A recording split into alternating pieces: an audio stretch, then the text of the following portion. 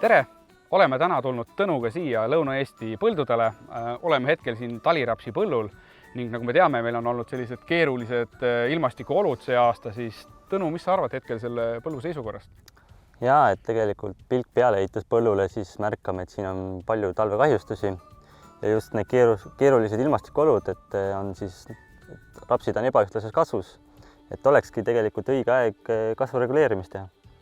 Jah, kuna tegelikult viimastel päevadel on väga soojad ilmad olnud, siis viitab ka sellele, et taimed hakkavad nüüd aktiivselt kasvama ja hetkel ongi see õige aeg, kui taimed on sellised 20–25 cm kõrged, et mõelda juba kasvu reguleerimise peale.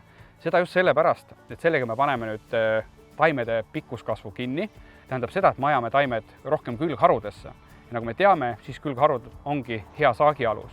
Lisaks sellele, et saavutada tugev kasvu reguleeriv efekt, on väga tähtis ka pöörata tähelepanu haigustele. Nagu me teame, siis tegelikult fomoos saab alguse juba sügisel ja kui sügisel pole kasutatud fungitsiidse efektiga kasvuregulaatorit, siis kindlasti esimese asjana taimekaitseplaanidesse tuleks valida efektiivne fungitsiid kasvuregulaator, milleks antud juhul on siis Tilmor. Tilmori efektiivsus lisaks heale haigustõrjele seisneb ka ikkagi tugevas kasvu reguleerimise efektis, et ajada siis taimed ilusti varsuma, sellega saavutame ka ühtlasema õitsemise, mis omakorda lihtsustab meil siis hilisemaid õitsemisaegseid pritsimisi. See ajastamine on selle võrra lihtsam. Aga Karel, kui kasvu reguleerimine tehtud on ja tegelikult ega ka õitsemine ei ole kaugel, siis mida võiks valida õitsemisfaasis? Kuna tegelikult tõesti ilmad on meil soojad, taimed viskavad kiiresti kasvu ja see õitsemine on varsti käes, siis kindlasti tuleks valida õitsemisaegsesse pritsimisse tugev fungitsiid, mis kataks ära nii valgemedaniku kui ka kuivlaiksuse.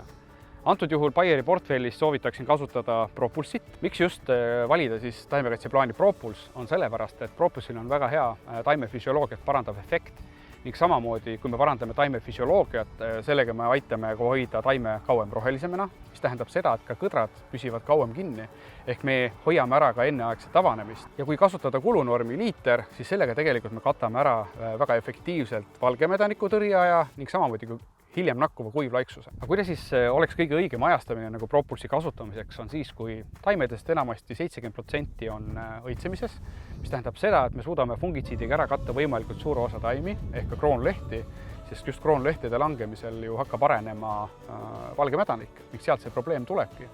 Kasutades kulunormi liiter hektarile saavutame pikaajalise efektiivsuse kuni taime lõppfaasini välja. Aga rapsipõllult on tänaseks kõik. Vaatame, mis uudiseid on veel Bayeril.